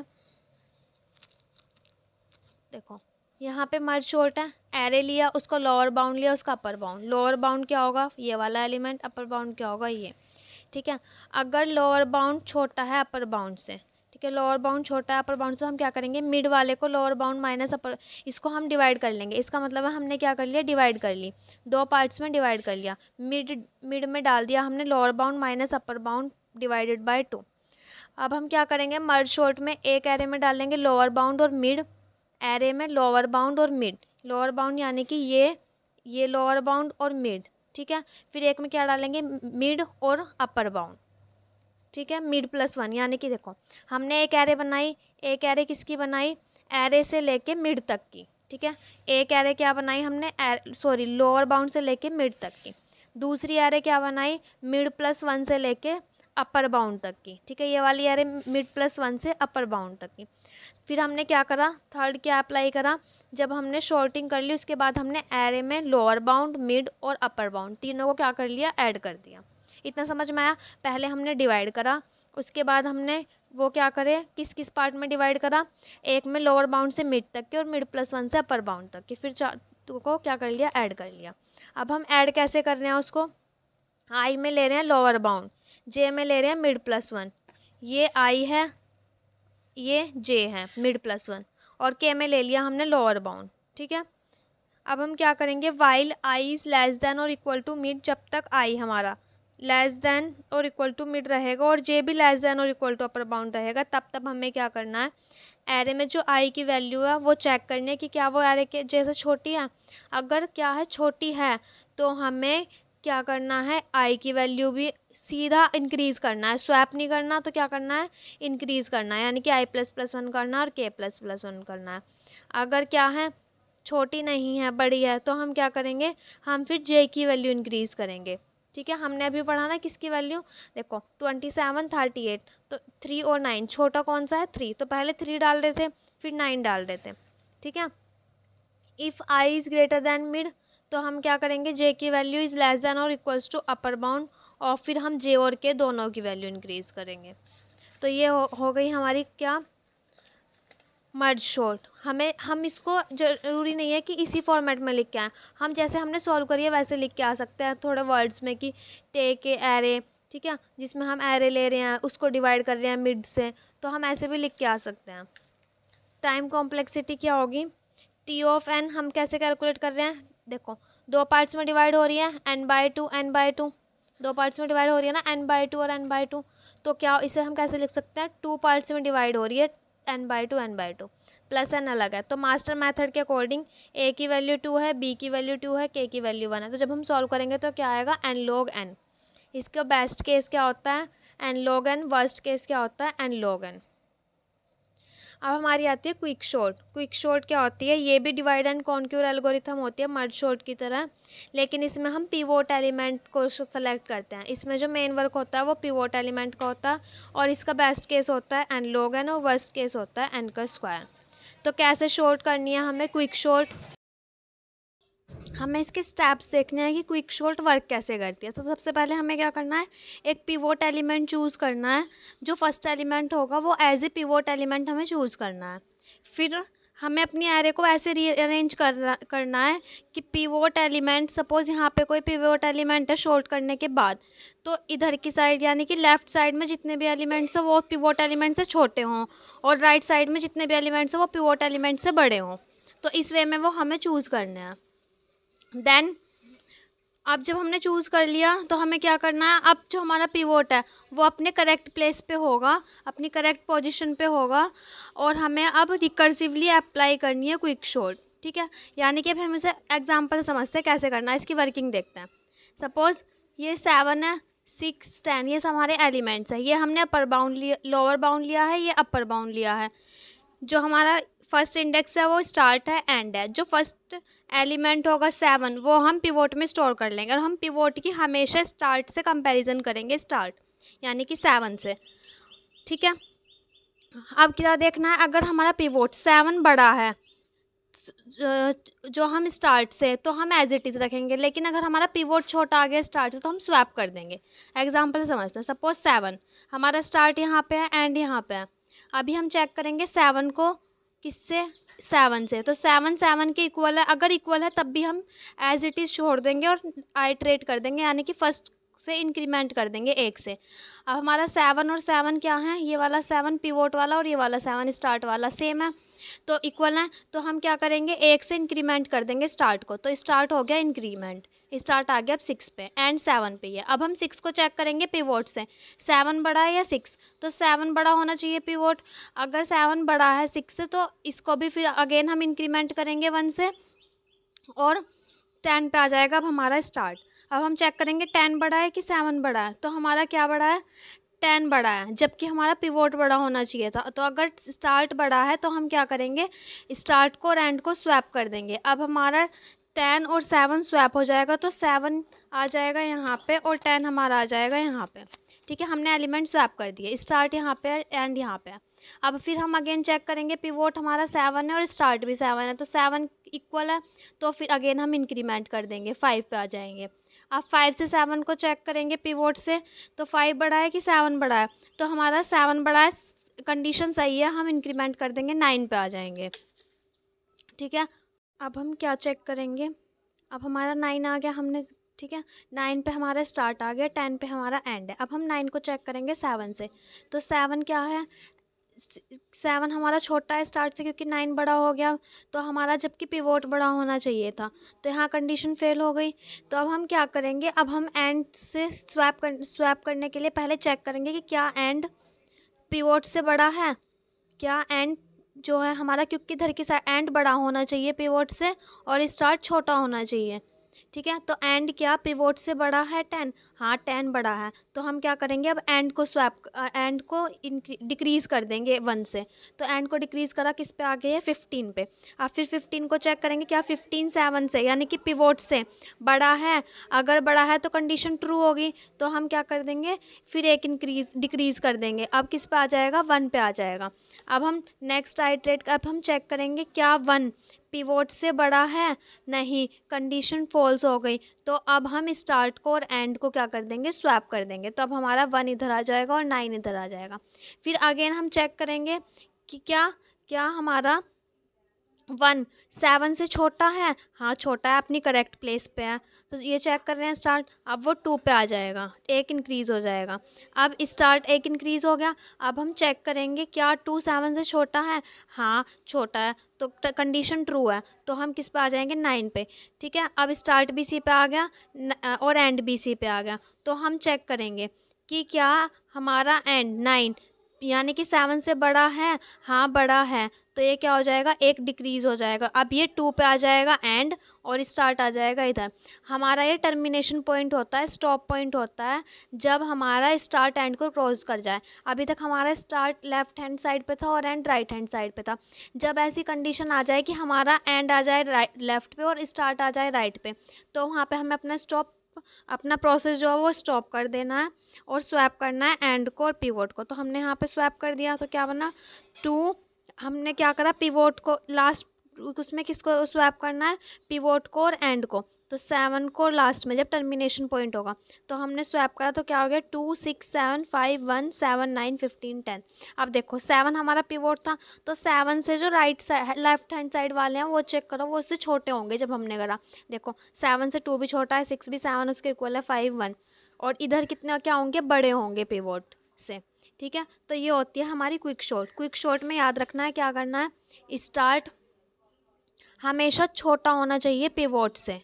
ठीक है, स्टार्ट अगर पिवोट से छोटा है तो हमारी कंडीशन ट्रू है, लेकिन जैसे ही फॉल्स होगा तो यानी अगर पिवोट से छोटा है तो हम एक इंक्रीज़ करते जाएंगे यानी कि आई प्लस प्लस करते जाएंगे।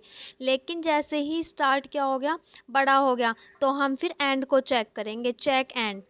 एंड को चेक करना, और जैसे ही हमने चेक करा एंड को, अगर एंड भी बड़ा है, एंड बड़ा होना चाहिए किससे, पिवोट से। अगर एंड बड़ा है पिवोट से तो हम उसको माइनस कर देंगे। ठीक है, ये हमने अभी पढ़ा है, इतना पढ़ना है। जैसे यहाँ पे कंडीशन क्या हो रही थी, 9 चेक करा, 9 बड़ा हो गया पिवोट से, तो जबकि पिवोट स्टार्ट छोटा होना चाहिए था तो कंडीशन फॉल्स हो गई। तो अब हम एंड को चेक करेंगे। अगर एंड एंड क्या है 10, यानी कि अगर ये 7 से बड़ा है तो हम क्या कर देंगे, एक डिक्रीज़ कर देंगे। लेकिन अगर ये 7 से छोटा होता तो हम इसको और इसको स्वैप कर देते। ठीक है, ये होती है हमारी क्विक शॉर्ट। तो इसके एल्गो देखते हैं कैसे करना है। सबसे पहले हम पार्टीशन करेंगे एरे का लोअर बाउंड और अपर बाउंड में। ठीक है, पिवोट में जो भी पहला एलिमेंट होगा एरे का उसको हम डाल देंगे पिवोट में, एरे का जो भी फर्स्ट एलिमेंट होगा। ठीक है, स्टार्ट में लोअर बाउंड, एंड में अपर बाउंड। फर्स्ट ये वाला लोअर बाउंड, ये अपर बाउंड। ठीक है, स्टार्ट में लोअर बाउंड डाल देंगे, एंड में अपर बाउंड। तब तक कंडीशन चेक करेंगे जब तक स्टार्ट जो है लेस देन नहीं एंड से। ठीक है, ये वाली कंडीशन तक। ठीक है, जब तक स्टार्ट लेस देन नहीं है एंड से, हम चेक करेंगे कि क्या जो हमारा स्टार्ट है वो छोटा है एंड से। अगर मैंने बोला अगर स्टार्ट छोटा होता है पिवोट से, क्योंकि पिवोट से इधर की साइड सारे छोटे आने चाहिए, इधर से बड़े आने चाहिए।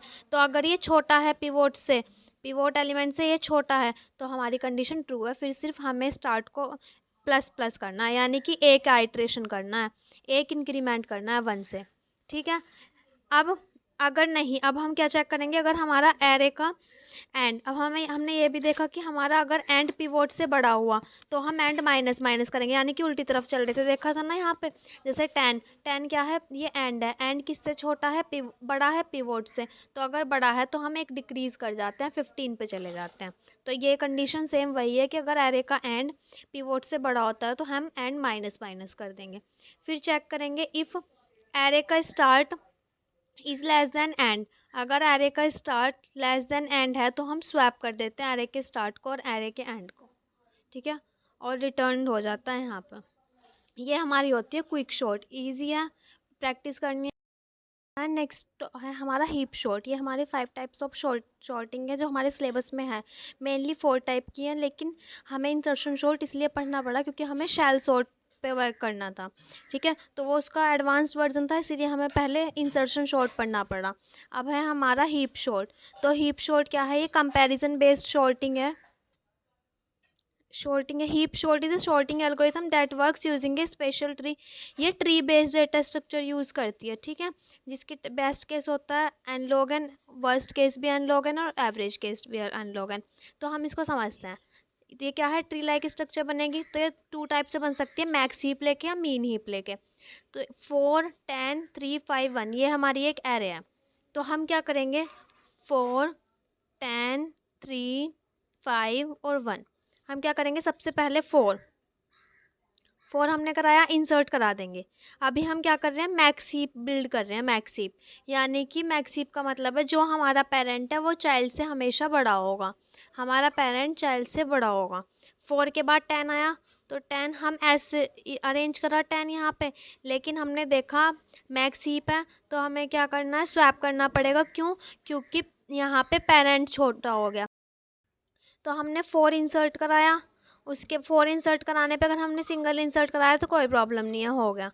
अब हमने क्या कराया, 10 इंसर्ट कराया। तो 10 इंसर्ट कराते ही हमने देखा हमारा पेरेंट छोटा हो गया, जबकि मैक्स हीप के अकॉर्डिंग हमारा पेरेंट क्या होना चाहिए था, बड़ा होना चाहिए था। तो हम क्या करेंगे, हम स्वैप कर देंगे 10 को और 4 को।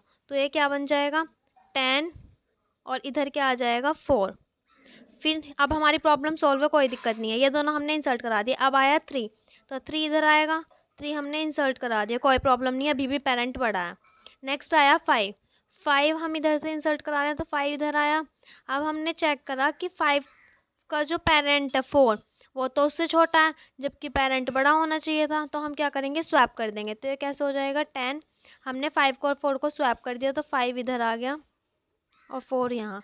नेक्स्ट है हमारा 1, 1 हमने इधर इंसर्ट करा, लेकिन फिर हमने अगेन चेक करा, अब इसका पेरेंट है 5, ये इससे बड़ा, तो ये तो सही है कंडीशन हमारी। अब हमने 10 चेक करा, 10 की भी कंडीशन हमारी सही है, 10 पे भी अपने करेक्ट प्लेस पे है, 3 के भी। अब सबका पेरेंट उससे बड़ा है, 5 का पेरेंट उससे बड़ा है, 3 का पेरेंट उससे बड़ा है, 4 का पेरेंट, 1 का पेरेंट, तो हमारा ये बन गया मैक्सी। अब हमें ये एरे में स्टोर कराना है, तो हम कैसे कराएंगे, सबसे पहले हम क्या करेंगे, ये हमारा स्वैप हो गया, यहाँ तो कोई प्रॉब्लम नहीं है, लेकिन अब हम इसे एरे में स्टोर कराना है, यानी कि एरे शॉर्ट करनी है। तो इसकी हेल्प से एरे शॉर्ट कैसे करेंगे, तो हम क्या करेंगे, 10 और 11 को स्वैप कर देंगे, 10 1 के प्लेस पे चला जाएगा, 1 10 के प्लेस पे आ जाएगा, तो इधर आएगा 1 5 3 4 और 1, सॉरी 10, ठीक है। अब 10 आ गया, अब हम 10 को क्या कर देंगे, डिलीट कर देंगे, तो क्या स्टोर हो जाएगा इधर एरे में, 10, 10 स्टोर हो गया। अब हमारी एरे क्या बनी, 1 5 4 3, लेकिन जैसे ही हमने 1 स्टोर कराया, हमने क्या चेक करा कि 5 का पेरेंट 1 उससे छोटा है, तो कंडीशन क्या हो गई, वॉयलेट हो गई। तो अब हम क्या करेंगे, स्वैप करेंगे 5 को और 1 को, 5 इधर आ जाएगा, 1 इधर आ जाएगा, 4 ऑलरेडी है ही, ठीक है।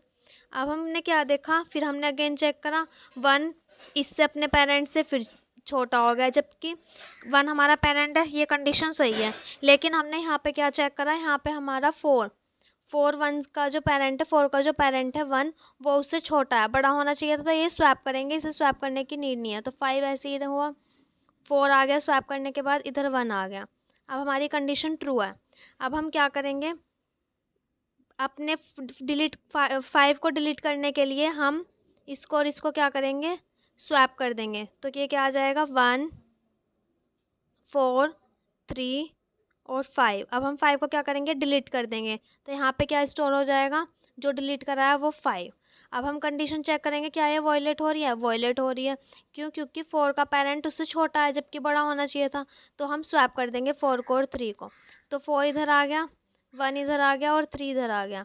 अब हम चेक करेंगे, अब कंडीशन हमारी ट्रू है। अब हम क्या करेंगे, किस किस को डिलीट करेंगे, किसके लिए डिलीट करेंगे, 4 को और 3 को,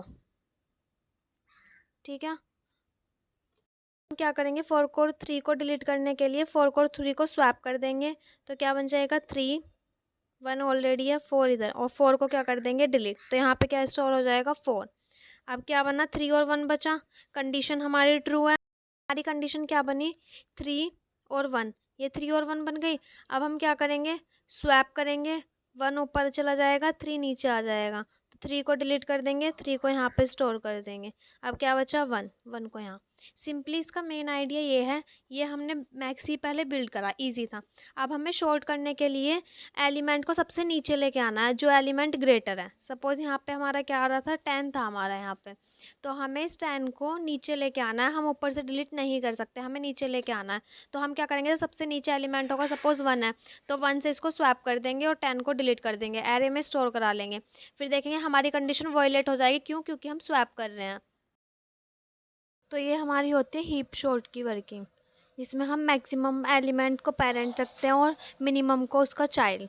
जहाँ पे भी हमारा ऐसी सिचुएशन आए कि हमारा जो है पेरेंट लेस देन हो जाए और चाइल्ड ग्रेटर देन हो जाए, तो हमें क्या करना है, वहाँ पे स्वैप करना है, और फिर हमें एरे में क्या करना है, अपनी एरे को शॉर्ट करना है। तो ये होती है हीप शॉर्ट। अब हमारा एक टॉपिक है सिलेबस में, हमें कंपैरिजन करनी है सॉर्टिंग एल्गोरिथम की, ये हमारे सिलेबस में है। तो अभी हमने पढ़ा, हमने सबके एवरेज केस देखे, बेस्ट केस और वर्स्ट केस देखा। तो सिलेक्शन सोर्स का जो हमारा एवरेज केस होता है वो एन स्क्वायर, मतलब एवरेज केस भी, बेस्ट केस भी और वर्स्ट केस भी, सिलेक्शन केस के दोनों होते हैं सेम, यानी कि एन का स्क्वायर एन का स्क्वायर एन स्क्वायर, ठीक है। इसकी जो टाइम कॉम्प्लेक्सिटी होती है एवरेज केस में भी सेम होगी, बेस्ट केस में भी और वर्स्ट केस में भी। लेकिन इंसर्शन केस में बेस्ट केस होगा एन, जबकि जो हमारा एवरेज और वर्स्ट केस है वो होता है n square n square. Quick sort में वर्स्ट केस होगा एन स्क्वायर और बाकी के दोनों क्या होंगे n log n n log n. Merge sort में एवरेज भी, बेस्ट भी और वर्स्ट भी तीनों क्या होते हैं n log n. Heap sort में भी तीनों एन लॉग एन होते हैं। शेल शॉर्ट में तीनों के अलग होते हैं, average case N log square N, best case N log N और वर्स्ट केस एन स्क्वायर। अब हम देखते हैं स्टेबल शॉर्ट। स्टेबल क्या होता है कि अगर हम पूछते हैं, क्वेश्चन आता है कि स्टेबल शॉर्टिंग कौन कौन सी होती है और ये क्या होती है। तो स्टेबल शॉर्टिंग वो शॉर्टिंग होती है जो हमारा ऑर्डर है उसको मेंटेन करके रखती है। सपोज़ हमारी एक एरे है जिसमें 3, 5, 4, 2 और 3 ये एलिमेंट है। तो जो हमारा ऑर्डर है यानी कि फर्स्ट अगर ये वाला 3 पहले आया है और ये वाला 3 बाद में आया है तो शॉर्ट होने के बाद भी ये वाला 3 फर्स्ट पे आएगा, देन ये वाला 3 आएगा, फिर 2, 4, 5। तो ये क्या कर रहा है, ये अपने जो ऑर्डर है उसको मेंटेन कर रहा है, यानी कि जिस ऑर्डर में पहले थी आने वाला ऑर्डर और जो शॉर्ट होने के बाद का ऑर्डर है वो सेम होगा। A stable sorting is one that preserves the order if two elements have the same key. अगर दो एलिमेंट सेम है, जैसे यहाँ पे 3 और 3 दोनों सेम है, तो they will appear in the same order as they were in the original list. जो वो ओरिजिनल लिस्ट में जिस ऑर्डर में थे शॉर्ट होने के बाद भी वो उसी ऑर्डर में अपीयर होंगे। सपोज़ ये फर्स्ट पे था, ये वाला 3 फर्स्ट वाला है, ये 3 सेकंड वाला है, तो जब शॉर्ट होगा तो ऐसे होगा जो फर्स्ट वाला 3 है वो पहले ही आएगा और फिर देन सेकंड वाला आएगा। तो हमारी स्टेबल शॉर्टिंग कौन कौन सी होती हैं, एक इंसर्शन शॉर्ट और मर्ज शॉर्ट हमारी कौन सी होती हैं, स्टेबल होती हैं और सब अनस्टेबल होती हैं। अब आता है in place sorting. In place sorting क्या होती है, in place sorting means sorting the data without using extra memory. मतलब हमें उन डेटा को स्टोर कराने के लिए एक्स्ट्रा मेमोरी की नीड नहीं है, तो वो होती है in place sorting. Suppose we have an array, हमारे पास एक एरे है 5, 3, 1, 4।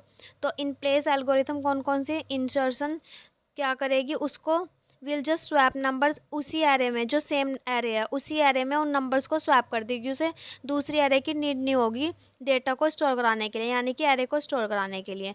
नॉट इन प्लेस एल्गोरिथम जैसे मर्ज शॉर्ट होती है, वो क्या करती है, एक टेम्परेरी एरे क्रिएट करते हैं हम, उसमें क्या करते हैं जो हमारी वैल्यूज़ हैं उनको मर्ज करते हैं। तो ये क्या ले रही है, ये एक और न्यू एरे ले रही है टेम्परेरी एरेज को स्टोर कराने के लिए, तो वो होती है इन प्लेस सॉर्टिंग। तो इन प्लेस सॉर्टिंग कौन सी नहीं होती, मर्ज शॉर्ट इन प्लेस सॉर्टिंग नहीं है, सिलेक्शन भी है, इंसर्शन भी है, शेल भी है, quick and heap short. Merge short जो हमारे सिलेबस में है उसमें सिर्फ मर्ज शॉर्ट ऐसी है जो क्या नहीं है, हमारी इन प्लेस सॉर्टिंग नहीं है। तो ये होता है कंपैरिजन। अब हमारी शॉर्टिंग इन लीनियर टाइम ये टॉपिक है। तो इसमें क्या होगा, नॉर्मली हम क्या करते हैं, जो शॉर्टिंग एल्गोरिथम है वो एन लॉग एन टाइम लेती हैं, जैसे मर्ज शॉर्ट हो गई, क्विक शॉर्ट, हीप शॉर्ट, ठीक है, शॉर्ट करने के लिए। क्यों, क्योंकि ये किस पे बेस है, कंपैरिजन पे, यानी कि एलिमेंट की कंपैरिजन कर रहे हैं। सपोज 3, 4, 5, 6 ऐसे एलिमेंट है, तो हम 3 को 4 से कंपेयर कर रहे हैं, 4 को 5 से, 5 से, तो इसमें क्या हो रहा है, इसमें कंपेरिजन हो रहा है। तो नॉर्मली क्या हो रहा है, हम कंपेरिजन करते हैं। लेकिन कुछ ऐसी स्पेशल एल्गोरिथम्स होती हैं शॉर्टिंग की जो सिर्फ कौन सा लीनियर टाइम लेती हैं, यानी ऑर्डर ऑफ एन टाइम लेती हैं। जो हमारे सिलेबस में हैं वो कौन कौन सी हैं, वो 3 टाइप्स की हैं, काउंटिंग, रेडिक्स एंड बकेट। ये तीनों शॉर्टिंग कंपैरिजन बेस्ड नहीं है, इनमें हमें कंपैरिजन नहीं करते जैसे हम और सब में करते थे, इंसर्शन में और बबल में, इन सब में करते हैं, तो इसमें ऐसे नहीं करना है। तो this is called sorting in linear time. अगर हम ऑर्डर ऑफ एन लेके टाइम लेके शॉर्ट कर रहे हैं तो उसको हम बोलते हैं लीनियर टाइम, ठीक है, शॉर्टिंग इन लीनियर टाइम। तो लीनियर टाइम शॉर्टिंग कौन कौन सी होती है, काउंटिंग शॉर्ट, रेडिक्स शॉर्ट और बकेट शॉर्ट, ये 3 होती हैं। तो सबसे फर्स्ट से स्टार्ट करते हैं काउंटिंग शॉर्ट। काउंटिंग शॉर्ट क्या होती है, ये कंपैरिजन बेस्ड शॉर्ट नहीं है, इसमें क्या होगा, लीनियर टाइम लेगी है, इसमें हम क्या करेंगे, काउंट करेंगे एलिमेंट्स को। तो ये एक PYQ है जो प्रीवियस ईयर क्वेश्चन में आया था पेपर में। तो हमें क्या था, ये शॉर्ट करना था काउंटिंग शॉर्ट की हेल्प से। ये हमें एरे दे रखी है 2, 5, 3, 0। तो हम क्या करेंगे, सबसे पहले एलिमेंट देखेंगे कितने एलिमेंट है वो काउंट करेंगे, 1, 2, 3, 4, 5, 6, 7, 8, 8 एलिमेंट है तो एन की वैल्यू हमारी हो गई 8। देन हम देखेंगे कि इसमें सबसे मैक्सिमम वैल्यू कौन सी है, इसमें सबसे हमारी मैक्सिमम वैल्यू कौन सी है। तो देखते हैं सबसे मैक्सिमम वैल्यू क्या है, 5। तो उसको हम के में स्टोर करा लेंगे, ग्रेटेस्ट। एन को हमने क्या करा, काउंट करे, के हमने लिया जो ग्रेटेस्ट वैल्यू है वो स्टोर करा ली 5।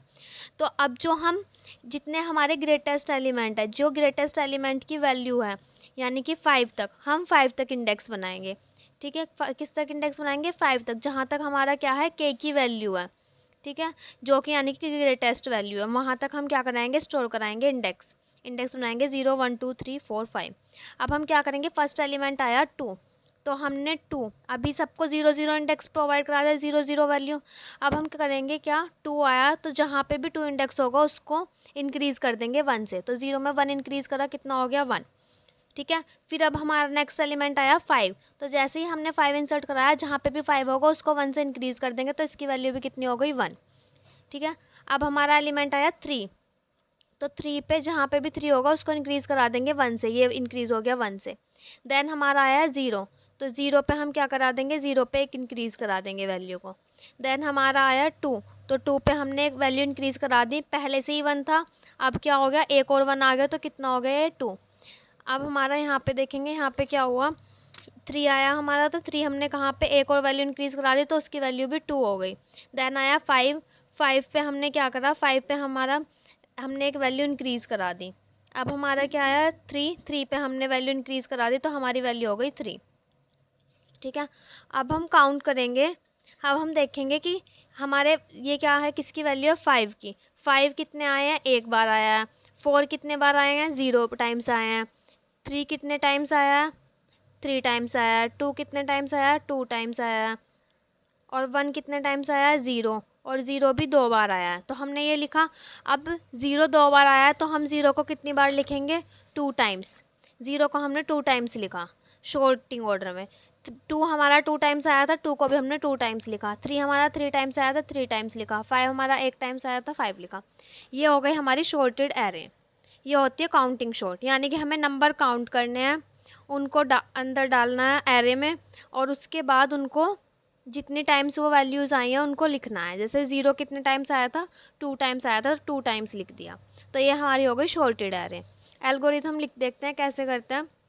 सबसे हमें रेंज कैलकुलेट करनी है, यानी कि एरे आई की वैल्यू कहाँ तक होगी, इंडेक्स कहाँ तक होगा, के तक।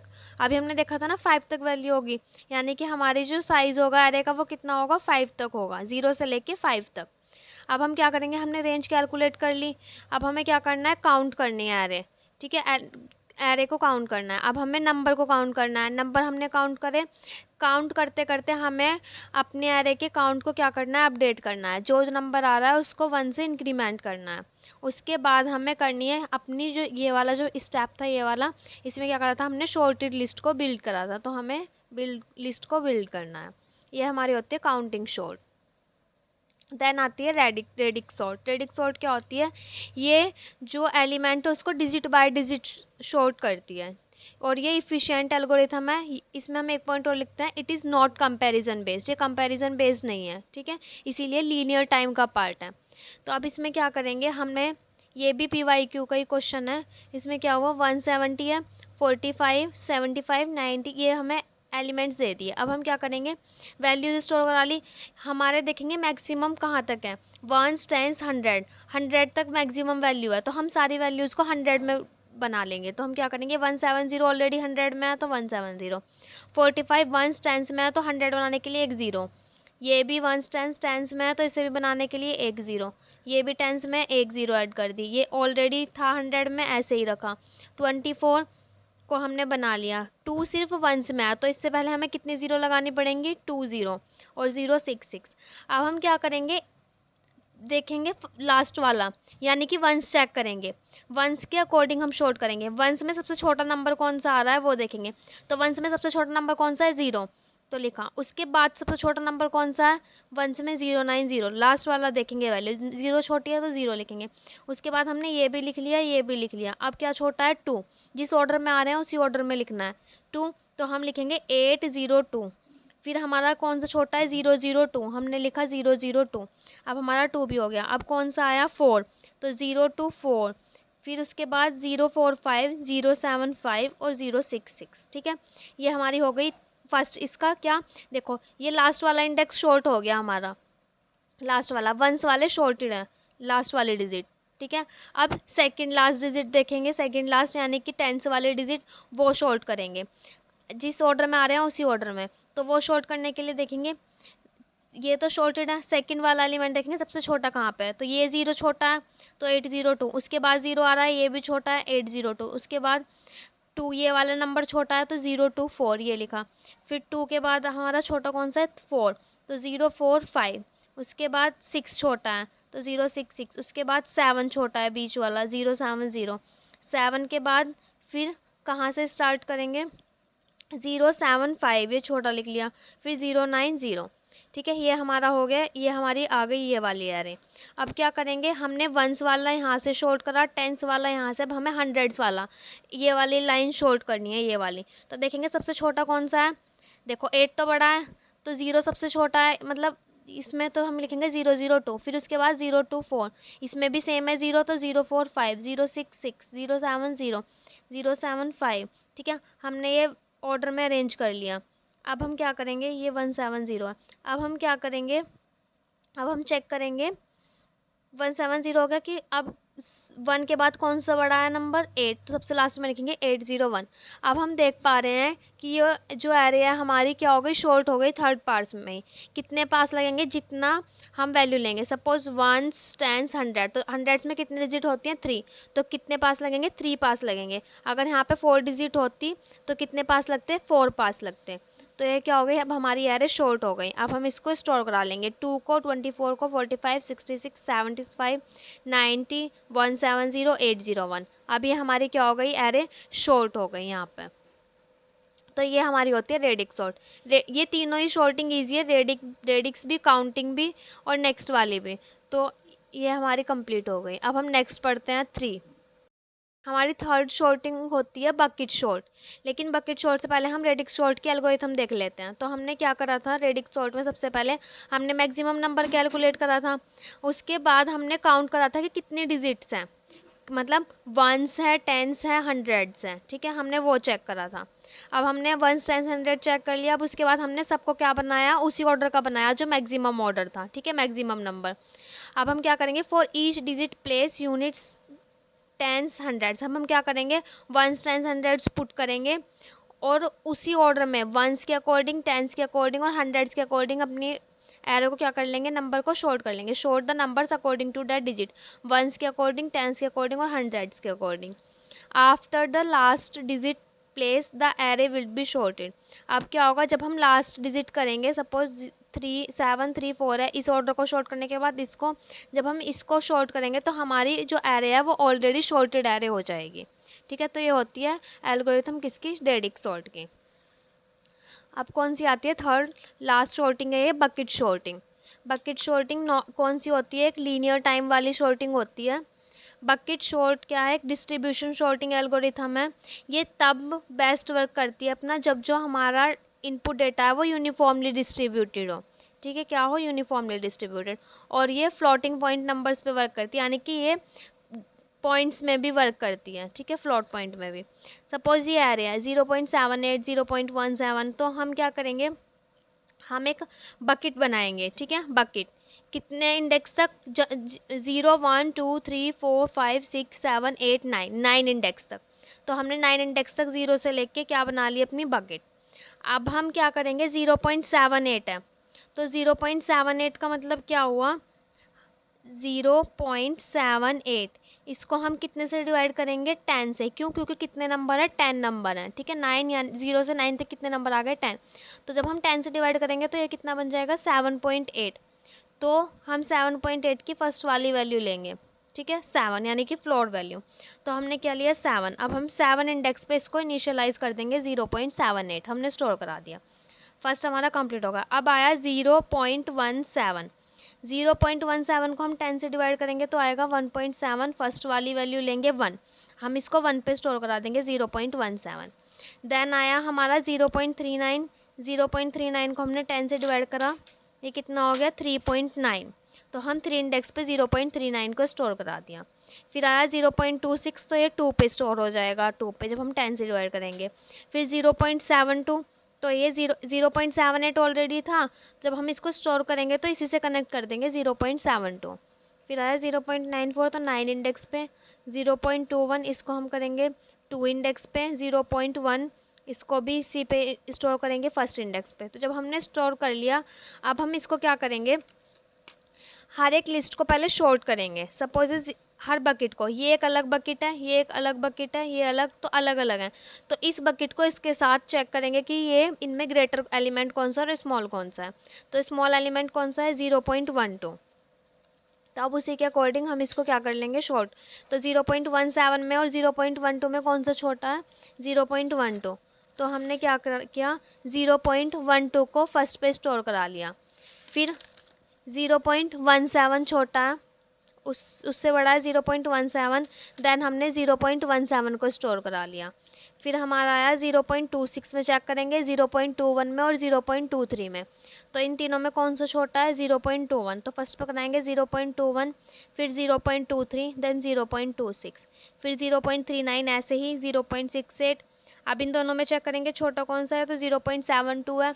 तो फर्स्ट पे कराएंगे 0.72, फिर 0.78, फिर 0.94। तो सीरियल वाइज हमने क्या करा लिया, स्टोर करा लिया। ठीक है, इंडिविजुअली हमने क्या कर लिया, शॉर्ट कर लिया। अब हमारी ये शॉर्टेड एरे आ गए। अब इसकी एल्गोरिथम देखते हैं ये वर्क कैसे करती है। क्रिएट सेवरल एम्प्टी बकेट्स, हमने एम्प्टी बकेट्स क्रिएट करी पहले। उसके बाद place each element from the array into its suitable bucket. अब हमने क्या करा, हर एलिमेंट को उसके करेक्ट पोजीशन पे रख दिया। यानी कि क्या करा, सूटेबल बकेट पे, जैसे सपोज करो ये था हमारी बकेट और इस पे 0 इंडेक्स पे जो भी 0 वाली वैल्यू है वो हमने पुट कर दी। Sort the elements inside every bucket. अब हमने बकेट के अंदर ही क्या कर लिया, एलिमेंट्स को शॉर्ट कर दिया, और उसको शॉर्ट करने के बाद हमने यहाँ पे क्या करा था, ज्वाइन कर दिया था। ये ज्वाइन कर दिया, join all the buckets inside every bucket. ठीक है, buckets 1 by 1 to form the final sorted array. अब हमने क्या बना लिया, एक न्यू शॉर्टेड एरे बिल्डअप कर ली। तो यहाँ पे हमारी यूनिट 1 कंप्लीट होती है। And if you like please subscribe my channel core concepts engineering.